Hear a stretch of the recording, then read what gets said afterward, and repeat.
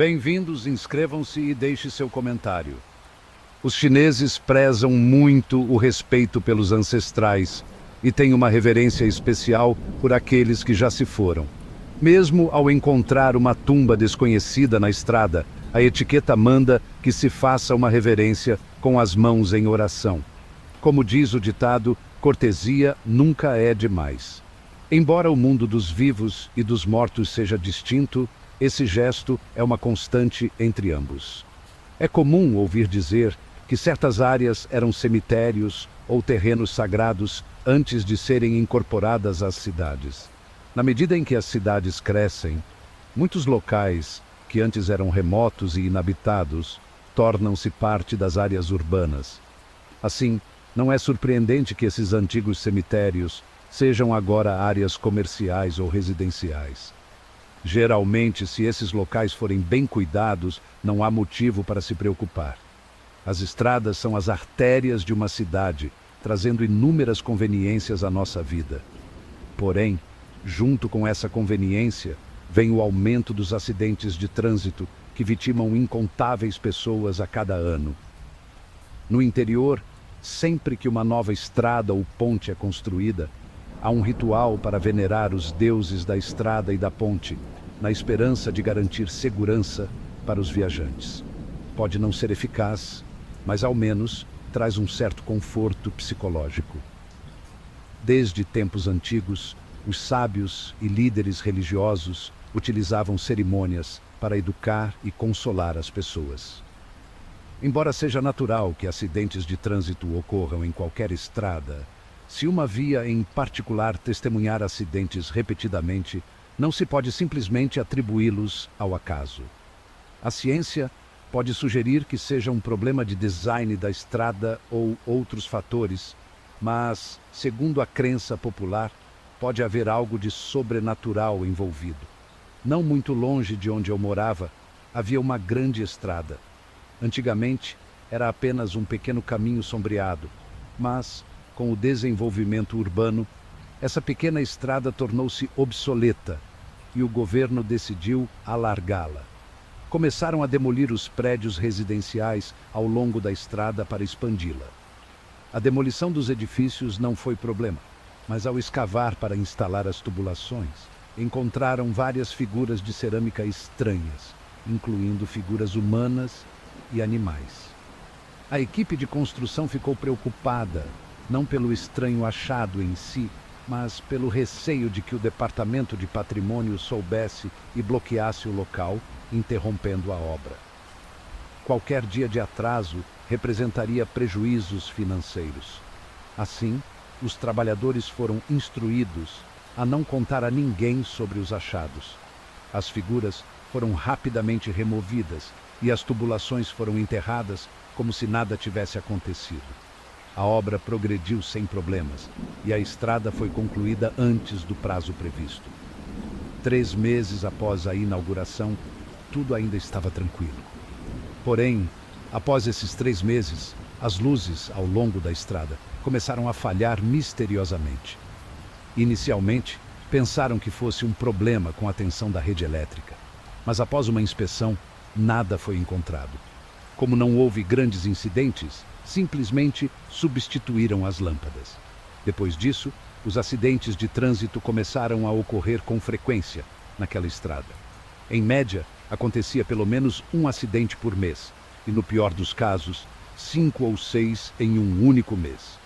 Em todos os acidentes, exceto um, alguém sempre morria. A única exceção foi um acidente envolvendo uma viatura policial, onde o motorista conseguiu escapar ileso. Em um ano, cerca de 30 a 40 pessoas morreram nessa estrada. Mesmo com a instalação de sinais de trânsito e espelhos de segurança, as mortes continuavam, fazendo com que os moradores locais ficassem cada vez mais apavorados. As janelas das casas próximas foram adornadas com espelhos de Feng Shui, panelas de ferro e pedras de Taishan, transformando os prédios em verdadeiras vitrines de amuletos contra maus espíritos. As autoridades começaram a se preocupar com a frequência dos acidentes. Embora não pudessem abordar o assunto publicamente, secretamente pediram ajuda ao monge de um templo próximo, para realizar rituais, na esperança de interromper a sequência de tragédias. Eu conhecia bem aquele templo, pois costumava visitá-lo frequentemente. Com o tempo, acabei fazendo amizade com um dos monges residentes. Um dia, ele me contou sobre a situação e perguntou se eu tinha alguma ideia do que poderia ser feito. Um dos policiais sobreviventes relatou que, no dia do acidente, uma névoa branca e espessa subitamente cobriu a estrada, tornando impossível enxergar o caminho à frente. Ele não ousou frear bruscamente, temendo que o carro de trás colidisse com o dele, e decidiu continuar dirigindo lentamente. Porém, não muito depois, acabou colidindo com uma coluna de pedra à beira da estrada. A descrição soava como um caso de olhos vendados por fantasmas. Pensamos que talvez a estrada não fosse assombrada inicialmente, mas a quantidade de mortos, sem ninguém para venerá-los, resultou em fenômenos sobrenaturais. Concluímos que um ritual de exorcismo deveria resolver o problema. Todos concordaram e começamos os preparativos. 3 dias depois, à meia-noite, a estrada foi bloqueada em ambos os lados com placas indicando manutenção, para evitar que curiosos entrassem. Ao longo da estrada foram colocados incensos e velas, e o altar foi montado na posição adequada em relação ao portão dos espíritos do Nordeste. Quando a hora chegou, ergueram-se as bandeiras cerimoniais, e os monges começaram a caminhar de um lado ao outro da estrada, conectando os postes de luz com fios de seda branca, criando um campo de força ao longo do trajeto, com uma abertura apenas no Nordeste para convocar os espíritos do local. O processo era complexo, então não vou detalhá-lo aqui. No entanto, algo estranho aconteceu. Normalmente, espíritos de pessoas que morreram de forma trágica são fáceis de atrair, devido à grande carga de ressentimento que carregam. Surpreendentemente, naquela noite, não conseguimos atrair nenhum espírito. Será que todas as almas daquela estrada já haviam seguido seu curso no ciclo de reencarnação? Mas, se fosse o caso, por que continuavam a ocorrer tantos acidentes? Enquanto ainda estávamos perplexos, o deus do templo subitamente tomou posse do corpo de um médium e começou a indicar um ponto específico na estrada, batendo no solo repetidamente com seu bastão.